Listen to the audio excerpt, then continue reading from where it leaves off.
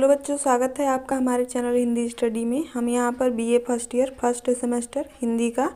अध्याय 8वां पढ़ रहे हैं, जिसमें कि हम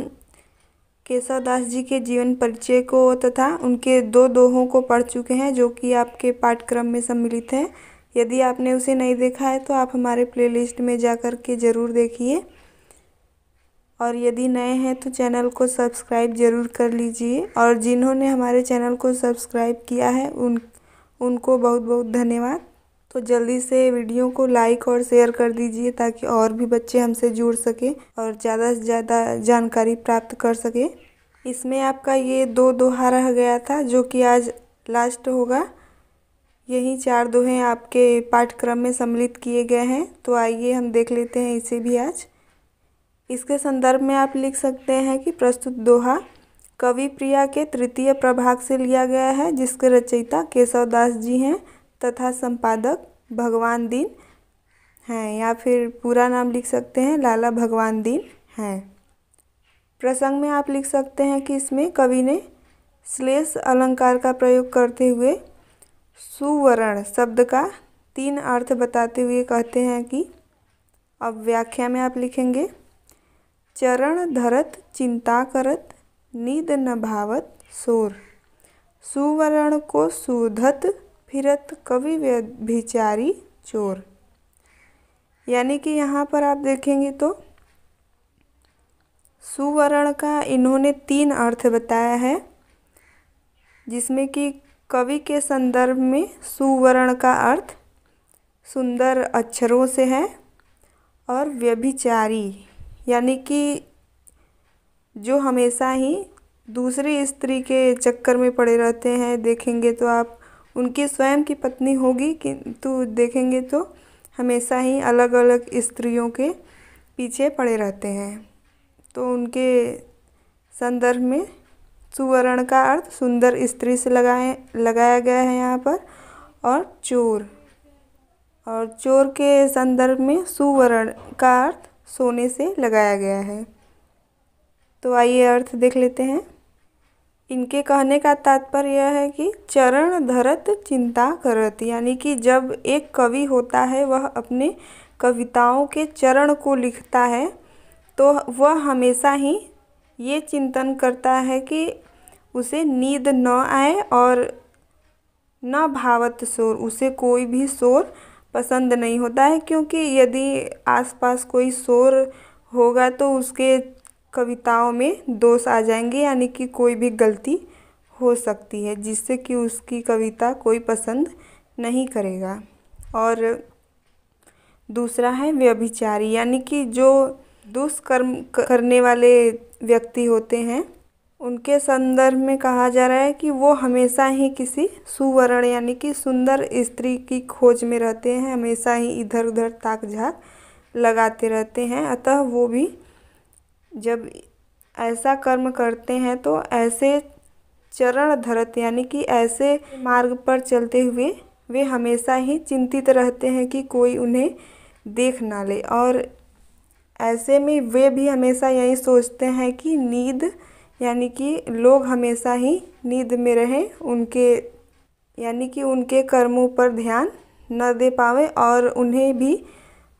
न भावत शोर, उन्हें भी शोरगुल बिल्कुल भी पसंद नहीं होता है। और देखेंगे तो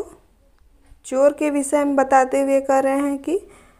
ये भी जब चोरी करने चलते हैं तो चरण धरत यानी कि अपने पग को बहुत ही धीमे धीमे रखते हैं, और हमेशा ही इनको चिंता लगी रहती है कि कोई देख ना ले या फिर इन्हें कोई पकड़ ना ले। और इन्हें ये भी सोचते हैं कि लोग सोते रहें, जागने न पाएँ, और इन्हें भी शोरगुल बिल्कुल भी पसंद नहीं होता है। इसके विशेष में आप लिख सकते हैं कि इसमें श्लेष अलंकार का प्रयोग किया गया है तथा ब्रज व अवधी भाषा का प्रयोग किया गया है। अब आइए दूसरा दोहा देख लेते हैं। राजत रच न दोष युक्त कविता बनिता मित्र, बुंदक हाला परत ज्यो गंगा घट अपवित्र। इसका संदर्भ भी वही रहेगा। इसके प्रसंग में आप लिख सकते हैं कि इसमें कवि दोष के विषय में बताते हुए कह रहे हैं कि जो दोष होता है कोई, यानी कि जो त्रुटि होती है, यदि वो कविता में हो जाए और स्त्री में कोई दोष हो या फिर कोई मित्र में दोष हो, तो वह कैसा हो सकता है, यानी कि कितना हानिकारक हो सकता है, उसके बारे में बताते हुए कहते हैं कि अब आप व्याख्या में लिखेंगे राजत, यानी कि राजत मतलब शोभा देने वाला, रच मतलब तनिक भी। तो कवि कह रहे हैं कि राजत रचना दोषयुक्त कविता बनीता मित्र, यानी कि वो कह रहे हैं कि यदि कविता बनीता यानी स्त्री और मित्र यानी कोई मित्र है, दोस्त है, कविता है और स्त्री है, ये कितने भी सुंदर हैं, यानी कि इनमें कितना भी गुण है, राजत यानी कितना भी ये शोभायमान है, यदि इनमें रच यानी कि तनिक भी दोष है, दोष से ये युक्त है, तो वो इसी प्रकार यानी कि उसी प्रकार से अपवित्र हो जाते हैं, यानी कि बेकार हो जाते हैं, जिस प्रकार से बुंदक यानी बूंद, हाला यानी कि शराब या फिर कह सकते हैं मदिरा, यानी कि जिस प्रकार से मदिरा की एक बूंद परत यानी कि पड़ने पर, ज्यों यानी कि जिस प्रकार से गंगा घट अपवित्र, गंगा जल अपवित्र हो जाता है, उसी प्रकार से यदि कविता बनीता यानी स्त्री और मित्र में कोई यदि छोटा सा भी दोष हो तो वह हानिकारक हो सकता है। यानी कि एक जो स्त्री है बनीता, यानी कि जो स्त्री है और ये मित्र हैं, ये आपको कभी भी धोखा दे सकते हैं, और जो कविता में यदि त्रुटि हो गई तो इसे कोई भी पसंद नहीं कर सकता है। इसके विशेष में आप लिख सकते हैं कि इसमें जो कवि हैं वो दोष पर बल देते हुए कह रहे हैं कि दोष थोड़ा भी हो वह काफ़ी हानिकारक होता है, और यहाँ पर राजत रच यहाँ पर अनुप्रास अलंकार है, और आप लिख सकते हैं कि इसमें अवधि व ब्रज भाषा का प्रयोग किया गया है। तो यहीं पर आपका ये अध्याय समाप्त होता है। यदि वीडियो अच्छा लगा हो तो लाइक, शेयर और सब्सक्राइब ज़रूर कर दीजिएगा बच्चों। Thank you.